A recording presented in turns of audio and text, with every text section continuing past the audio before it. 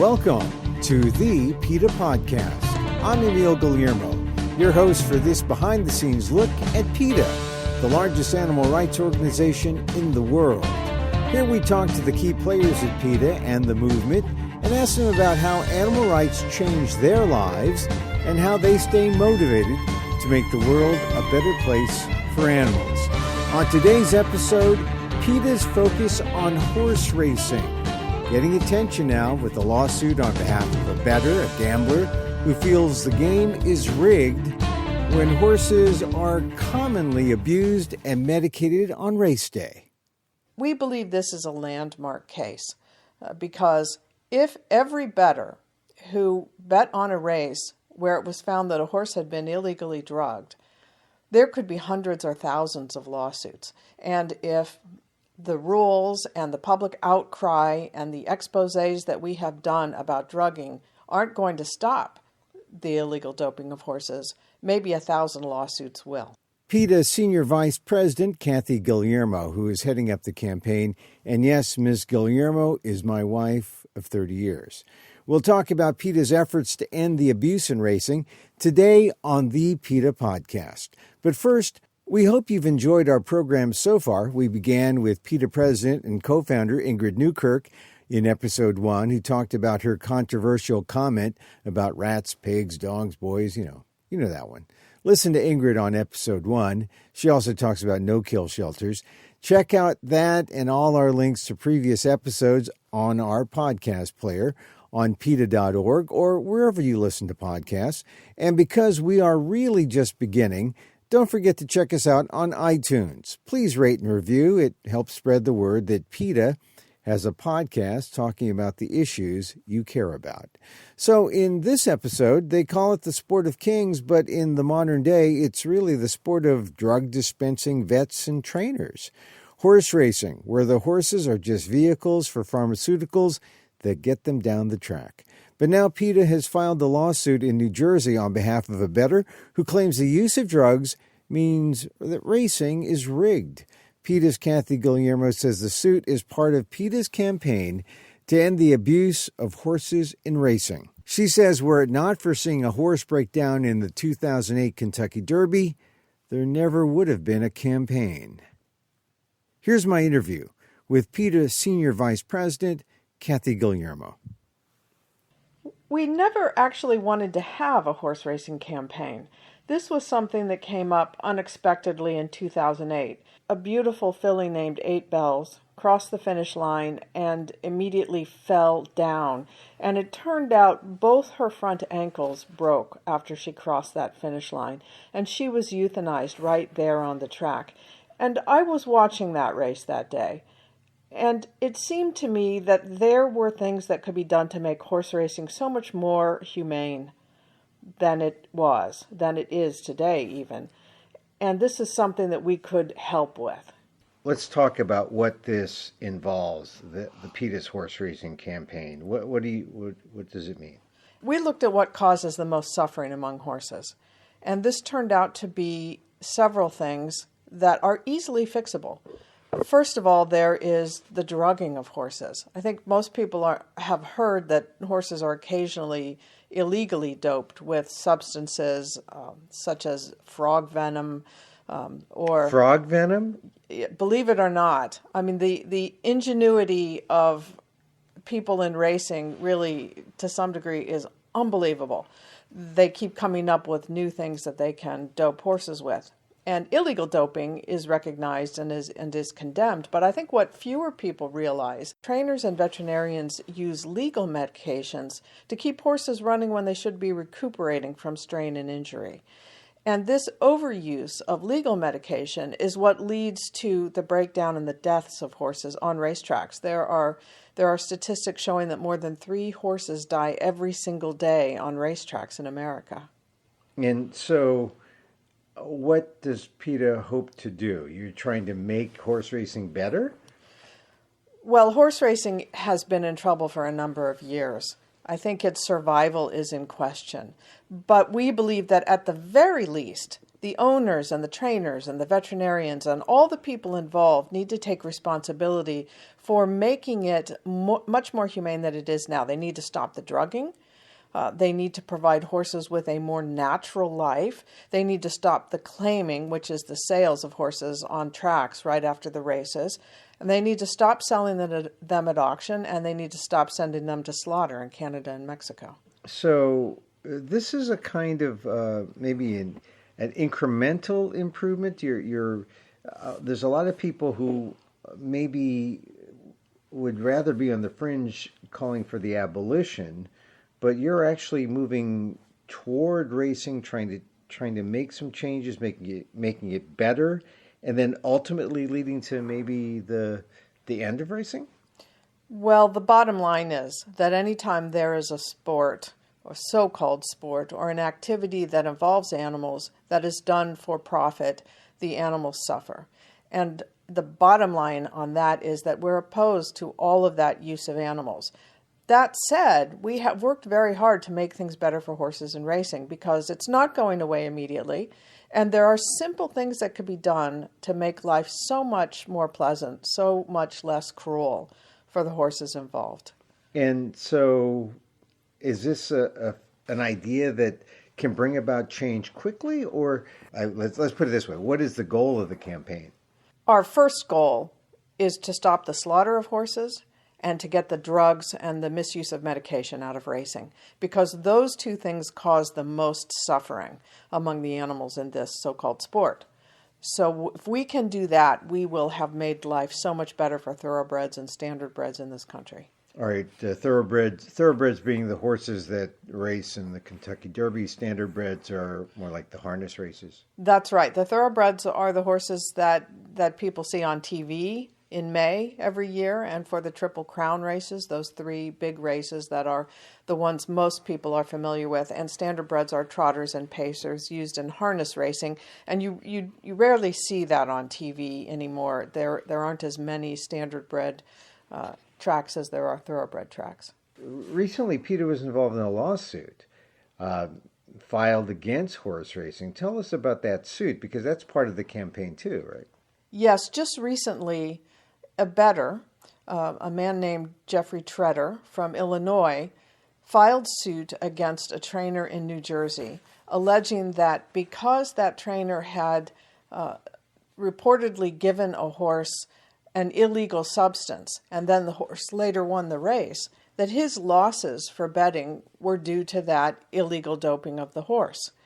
This is a groundbreaking lawsuit. I mean, we know that if federal officials investigated horse racing and found that trainers had given horses illegal medications, they could prosecute them under racketeering charges and fraud charges because of the interstate gambling that goes on with horse racing. So we reasoned, why couldn't a bettor, a gambler who places money, and let's face it, it's the gamblers that keep racing alive, why couldn't a gambler file a private suit for those charges? The horse in question was a trotting horse. His name is Tag Up and Go, and it was discovered that a little bit before a race in January of 2016, he had been given an illegal substance called EPO. And EPO is a substance that causes overproduction of red blood cells. It's strictly banned in racing. And the horses that Mr. Tretter had bet on to place first through fourth came in second through fifth because this doped horse came in first. And so this bettor filed a lawsuit in New Jersey against the trainer and against the owners for racketeering and fraud because the horse was doped. And we believe this is a landmark case because if every bettor who bet on a race where it was found that a horse had been illegally drugged, there could be hundreds or thousands of lawsuits. And if the rules and the public outcry and the exposés that we have done about drugging aren't going to stop the illegal doping of horses, maybe 1,000 lawsuits will. Yeah, this is one of the things. I must confess that I was a horse racing enthusiast before I met you. And then, of course, we got married, and the rest is history, as they say. And I've changed my ways. But this lawsuit, it appears to me, goes directly to the integrity of the game. Because why would anyone want to bet or put good money on a race that essentially was rigged? I mean, that's really what this is saying, that the doping essentially means a race is rigged. And so my question is, why didn't any bettor come before this fellow in Illinois to challenge this? Because it seems that the bettors are always the last ones involved in the equation to try to stop or reform racing. They'll take the bettors' money, but it's called the sport of kings, not the sport of the bettors. That's right. And when horses are found to have been illegally drugged or found to have been under the influence of illegal medication illegally after a race, when the blood samples and the urine samples are taken, what will happen is that the order of the winning horses may be changed. The purse or the winning money that goes to the owner may be redistributed, but there's no redress for the bettor. So that's exactly right. The bettor has no say in what happens, and he's just out that money. He or she is just out that money. And so that's right. I think that when bettors stand up and say, wait a minute, we are part of this, and what you're doing is not only inhumane, it's unfair, and it's illegal, we want to say in this, I think that will be very difficult for trainers and owners to ignore. Well, this also goes straight to the core of how they actually make betting or this kind of gambling legal in America, because they say, well, this is a skill game, number one, and number two, they say it's parimutuel betting. It's betting. Bettors are actually putting their money in a pool, and they're playing against each other, and so because of that, the state is just essentially just handling the money and giving and distributing the bets, but then, as this lawsuit tries to point out, hey, what about the people who cheat on the inside, who are giving drugs to horses, running lame horses and putting them out there as well horses who can run when they can't run? If you put down $2 on a horse that's lame, you're being cheated.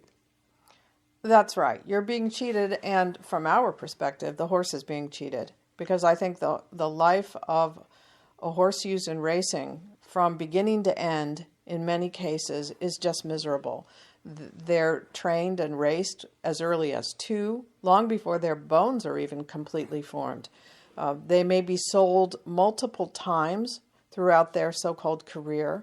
There is not a single person who is devoted or responsible for that horse throughout the horse's entire life. They may have 6 or 7 or 8 or 10 different owners. They may go to the track one day with one person and go home that night with another.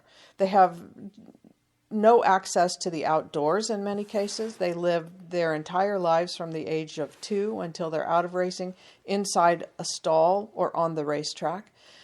And because of the medication, because their bodies are broken down, because they're given anti-inflammatory drugs, muscle relaxers, all kinds of medications, rather than allowing their bodies to heal, by the time they're 6 or 7 years old, they may be arthritic, which is unbelievable because horses can live to be 30 or more. So to be arthritic and broken down just after they're physically mature is a great tragedy. So I think if you look at what happens with a horse from beginning to end, and often the end is at auction, and the end can be being shipped to a slaughterhouse in Canada or Mexico. I think we have to say the bettors, but most particularly the horses, are getting the worst end of the deal. But this suit, it sounds like, could be a real breakthrough that might really lead to the end of horse racing. I don't know that it will lead to the end of horse racing. What we wanted to do is to lead to the end of the abuse of the horses used in racing. We wanted to lead to the end of medication. There was a time a few decades ago when there might be 1 or 2 veterinarians for an entire track. And now if you go to a racetrack, there may be 10 or 12 on that one track because the medication is used so frequently. And what this means to a horse is that, let's say a horse goes out and trains, runs around the track, and might be a little bit sore, or the horse is raced and may find that the trainer may find that he's a little bit weary and needs to rest, or he has a little bit of muscle strain.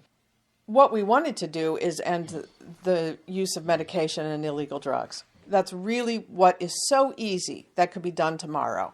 If everybody in every one of the 38 states where horse racing occurs would stop over-medicating these horses, if they would allow them to train and race and then recuperate and spend some time out in a pasture rather than being medicated with 5 or 6 different kinds of drugs in a week and then put back on the track for a race, that would make life so much better for the horses. And that's really what I think this suit could do by worrying trainers and owners what will happen if they're not careful. Now, already you've gotten some response. The media response has generally been pretty widespread in sports pages, on the news sections, horse racing trades.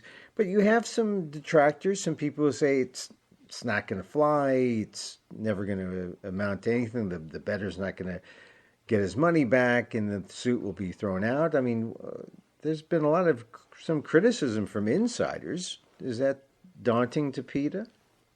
Oh, well, if we were daunted by opposition, we'd never get anything done. The truth is there's a mountain that needs to be moved, and I think we can move it. And I think if we did move it and we did make things better for horses, then trainers and owners and everyone would be much happier. But I think what we have seen so far is a great deal of support from the gamblers themselves. And there are people within racing who would like to see things improved and who would like to see the horses treated better than they are. Already, the horse racing industry, since we began our campaign, has started a retirement program, or what they call the Aftercare Alliance for thoroughbreds, which means that horses don't always go straight from the track to auction and slaughter now. They have a chance at a decent life, and this program is, at the moment, it's run very well, and we've been very impressed to see that horses have a life after racing, or they can have. Improvements can be made. There's a piece of federal legislation right now, the Horse Racing Integrity Act, that would put a private agency in charge of oversight of medication use. And this would be one federal oversight method of regulating medication. Right now, every state in which horse racing occurs, every one of the 38 states in which horse racing takes place has its own set of rules. And it varies from state to state. And if there's a violation in one state, the trainer can just go to another state and begin racing there. It's not always transferable from one state to another when there's been a violation and a suspension or a fine. So we're seeing things begin to budge a little bit. It just needs to happen much quicker to spare the horses. So is horse racing the new states' rights issue, or is there going to be a federalization of horse racing? Is that sort of what we have to look forward to? I think many in racing hope that there will be. They know that the way things are now, it's not sustainable. So many people in racing are looking for a way to see that the playing field is level. And many people in racing are looking toward a day when they don't feel that they have to medicate horses just to remain competitive. Of course, from our perspective, they have the power right now. They could decide right now they're going to ban this use of medication, they're going to ban the doping, they're going to have meaningful penalties and not the slap on the wrist that people get now for doping horses. They could decide this immediately and things would be better next week, but they're very reluctant to change. Well, it's sad when the breeders and the trainers see a level playing field means that there's an acceptable level of doping allowed versus a complete ban. It is so frustrating to see how the racing industry looks at medication. There is a veterinarian who said once, and this has always stuck with me, horse race is not a diagnosis. And she meant by that that horses shouldn't just be medicated because that's what racing involves. It didn't always used to be that way. It shouldn't be that way now. And a horse who is used in racing should not have to look forward to 6 or 7 different injections in a week just to prepare him for the race that's coming up on Saturday. All right, let's move on to another area. You've done some investigations already in the horse racing campaign, including a high-profile eyewitness investigation of trainer Steve Asmussen, who, despite being, I would say, more than dinged by this investigation, he went on to still be in the Racing Hall of Fame very recently. I mean, so tell me about the investigation and how you feel about it in the aftermath. We took a look inside the training stable of Steve Asmussen, who at the time of our investigation was the most successful trainer, the highest money-winning trainer in America, and also, I might add, the trainer with the most drugging violations of any in America. And what we did was document on video what we knew to be true from listening to so many people who called us, so many whistleblowers in racing who talk about the use of medication and how injured horses are being forced to run. We documented that horses were receiving medications on such a regular daily basis or every other day that when they had an injury, when a horse had a foot that was sore, for example, the horse was not allowed to rest. There was no time for recuperation. It was medicate them up and get them back out. And we took this information public. It did cause a huge controversy within racing. Many people came forward to denounce it. Many people came forward to defend Mr. Asmussen. I think that what we showed on video, though, it's hard to argue with. There were medications used to keep horses running who should never have been on a track. And that's exactly what leads to the breakdown and death. And as a result of this investigation, Asmussen was fined $10,000 for violating racing rules, medication rules in the state of New York. And New York also introduced what they themselves called sweeping new regulations to try to deal with this medication issue. The legislation, the Horse Racing Integrity Act, was introduced in Congress as a direct result of this investigation because the Jockey Club, which registers all thoroughbred foals and is really the only body that touches all areas of thoroughbred racing, got behind it and said, enough is enough. You know, we've now seen on video what happened. It's horrifying. Let's see if we can get federal legislation enacted. So there were changes. There were some laws that came out of this. There were some changes in New York State. The federal legislation is still pending, and we've seen a number of racetracks take some pretty significant steps to try to prevent the drugging.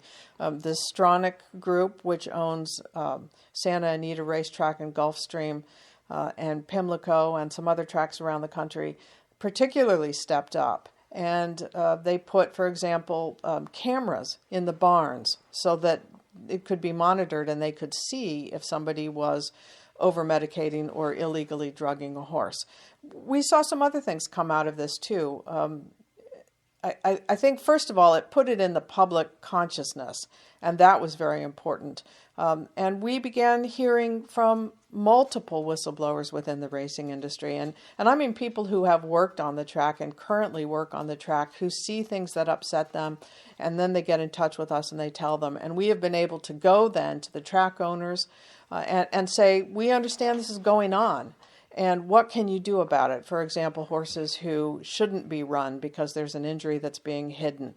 And we've seen tracks take action to protect these horses. And yet, even with all that, all to the good, the industry or portions or segments of the industry rallied around Asmussen. You would think that a guy like Asmussen would have been run out of the industry after the investigation. But no, he was honored to be included in racing's Hall of Fame. Not Hall of Shame, Hall of Fame. Well, racing is its own worst enemy. You know, the people in racing should do exactly what you just said. They should look at the people who have embarrassed them and who have hurt horses And they should deal with it properly by getting these people out of racing. But instead, they circle their wagons around them and they say, really, you've mischaracterized it, everything is fine. And that's ultimately what will lead to the end of racing. It's not what PETA does with a camera in a barn somewhere. What will lead to the end of racing will be the people in racing who won't admit that they're causing suffering for horses. And I have to say, a few years ago, there was a report that was done for the Jockey Club that took a look at the state of racing. Now, the Jockey Club paid, I believe, $1 million to get this report, and it took a comprehensive look at the state of racing in America. And one of the reasons it found that people are not coming to racing anymore, the young people are not going to the racetrack, young people are not betting, and this is a problem for the racing industry. And the number one reason for that is the perception among the public that horse racing is cruel. So until racing understands that their cruelty is going to kill it, they're in trouble. And then it not only is it cruel, but the race is rigged. If there's doping involved, then that speaks to the suit that was recently filed. It sounds like you've got racing on the ropes. Well, they better pay attention. That's what I would say. I would say that every trainer in America should pay attention to this lawsuit and should be prepared to stop doing what they're doing. And it's going to take some brave people to stand up and say, all right, it is unfair if I don't medicate my horse like other people are, but I'm going to take the high road and I'm going to do it right. And trainers need to stop being in charge of racing, first of all.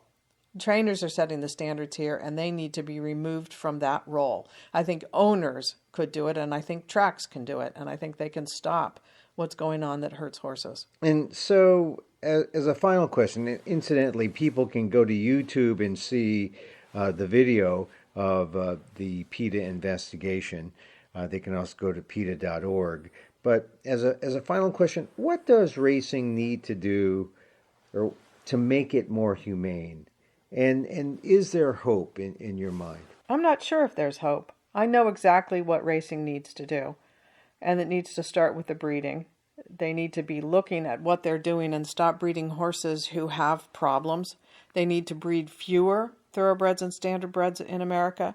They need to race them later when their bodies are more physically mature. They need to stop medicating and drugging them. They need to clean up the claiming game so that horses can't be traded around and offloaded. And they need to make sure that horses aren't broken down before they're 6 or 7 years old, that the horses are still in good condition, and they need to make sure that horses have a home to go after racing. They need to stop drugging and medicating horses.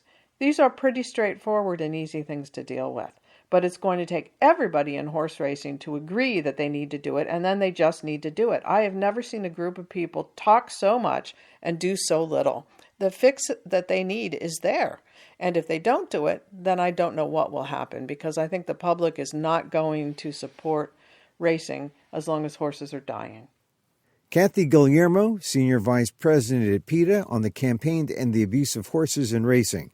Check out the links on this podcast page for more information on the bettors lawsuit, the Asmussen investigation, and more. Or you can also search for them at PETA.org. And again, Kathy Guillermo is my wife of 30 years, and she knows exactly why we pronounce our name Guillermo.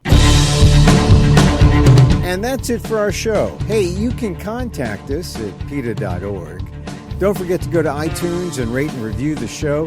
It'll help us reach more people and let them know why it's important to speak out and take action for the animals.